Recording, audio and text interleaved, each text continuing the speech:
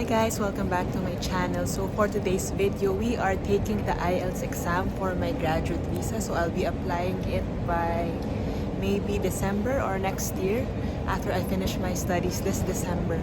So I'm now at the central station. This is the new central station, and then the metro is just downstairs, and we are going to the IDP in Haymarket to take our IELTS exam.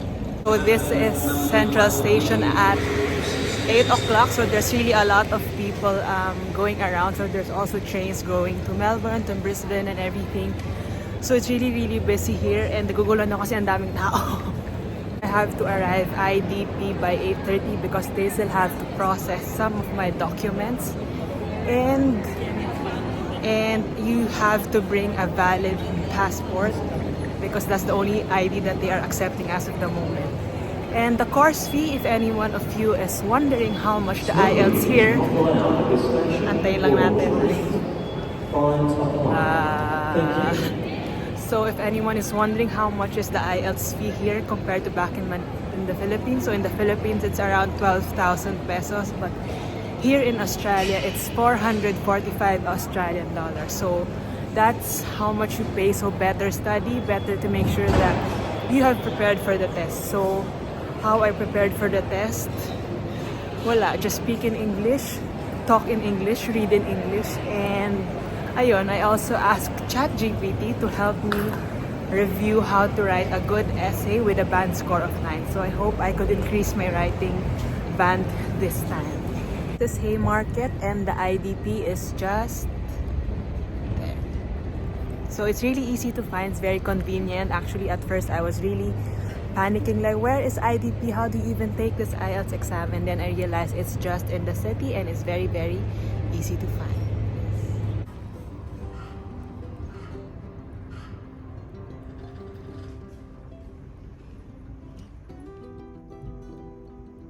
And so I'm continuing the vlog, and I'm here at Roseberry because I wasn't able to have that time a while ago in the city because basta.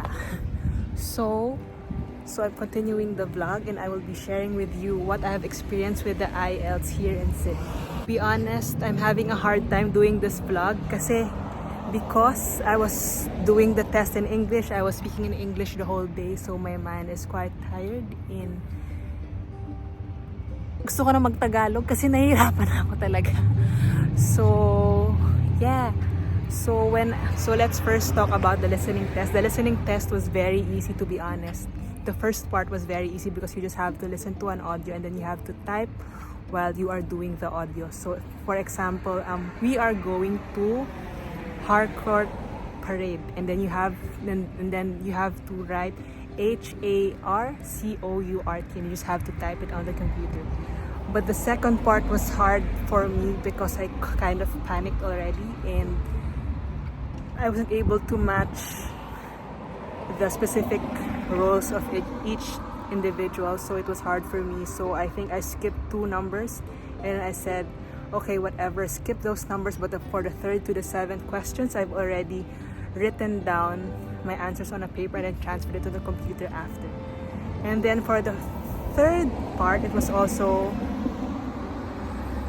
I think, matching us again. You have to match the scenarios with every story, so it's also hard. But the last part was also fill in the blanks, which was easy, but the answers are not as exact. Like if they say 18, they would say something like 10 plus 8 instead of 18. So the last part of the listening test was easier than the part where you have to match the description per employee.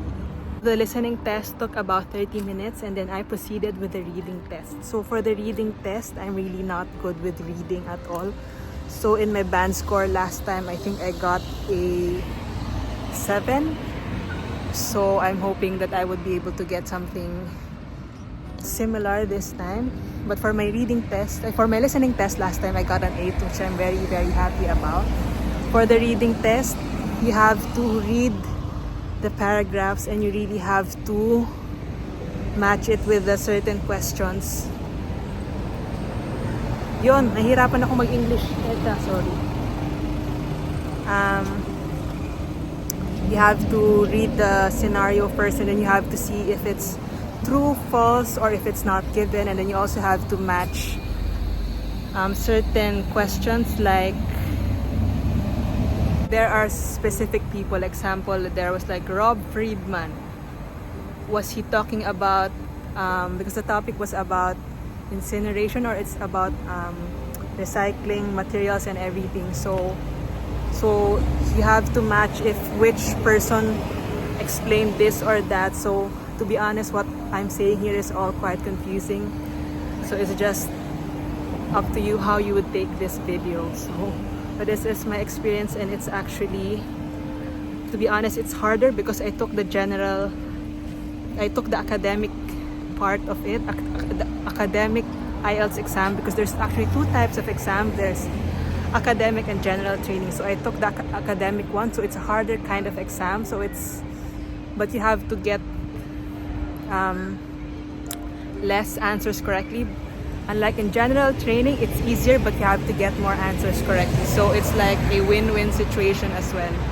And then let's just skip to the writing part. So for the writing part, I was given a bar graph. So with the bar graph, I had to make a paragraph with 150 words. So it's about men and women in Europe, Africa, Asia, and Latin America who were able to study in secondary education and higher education, which is like college and universities. And then the second part of the exam, of the written exam, is you need to have 250 words. And the question that I got was, how would you, parang the question was, what is the kind of marketing that you can do to boost sales in a company, and what is the best strategy for it? So I had to share my own experiences from Cat's Happy Food, and from different kinds of marketing, from online marketing, from AI marketing, hi kids, AI marketing to physical marketing. So I had to share my experiences about it. So I think with my test here in Sydney, to be honest, the writing exam was easier for me. For listening and reading, I had a hard time with it. For the writing exam, you also have an hour to finish it, to complete it. And then after that, I went to the speaking test. In the Philippines, speaking was very easy for me because I also got a band score of 8 for that skill. But here I was kind of struggling, mumbling, because I really maybe wasn't prepared for it, or the question was just hard, and the assessor was, I think, with the same nationality as mine. She's Filipino, so I think what they say is Filipinos are more strict, so I kind of got nervous about it. So the question was the usual, where's your hometown, what do you do? But the more detailed question for this IELTS speaking test was, they asked me is, who do you think of a person who is doing something by hand? What are they doing about it? How do you feel about it? And then you just have to expound more because you have 2 minutes about it. So after talking about my brother-in-law who used to make leather goods by hand, like watch straps and everything, she asked further questions like, what can you make by hand? Do you think children are good with making things by hand? What are they good at making by hand, and what is the effect of it? And then my brain kind of stopped because I really didn't know what to say about kids doing things by hand. And then she also asked me, do you wear t-shirts? What's the purpose of t-shirts in your life? Like how often do you wear t-shirts? And then you have to expound on that idea. And then they also asked me like, do you wear perfumes? What's your take on it? I said, yes, I like to wear perfumes, but I think it's a luxury, even though, and it's quite expensive. Like, I like perfumes, but yeah, it's a luxury. And then, yeah, there's just these questions that I'm not familiar about, and like comparing back to the Philippines.